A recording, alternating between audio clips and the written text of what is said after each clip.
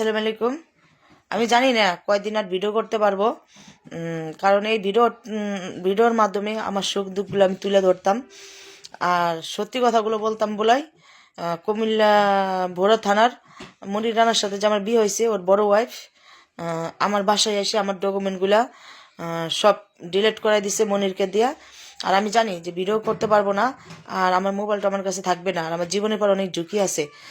কুমিল্লার ছেলে বড় থানায় এই মাহমুদা আমার পর অনেক চাপ সৃষ্টি করতেছে। মনির যে কোনো মুহূর্তে আসা আমার মোবাইলটা এবং আমার ডকুমেন্ট সব আগেই ডিলিট করে দিছে। মোবাইলটা কাইরা নিতে পারে, আর আমার বাচ্চা আমাদের যে কোনো একটা ঘটনা ঘটাইতে পারে। তাই আমি যে কদিন আপনাদের মাঝে আসি ভিডিও করব, দুঃখ সুখ আনন্দ নিয়ে। আমার জন্য সবাই দোয়া করবেন। আর সবার কাছে একটা অনুরোধ, আমার যদি কিছু হয়ে যায় এর পুরো দায়ভার মাহমুদা এবং মনির, কুমিল্লার ছেলে ভোরা থানায়, ওরা দায়ী হবে। আমি যদি কখনো ভিডিওতে না আসি তাহলে ভাববেন আমার ফোনটা ওরা কাইরা নিয়ে গেছে।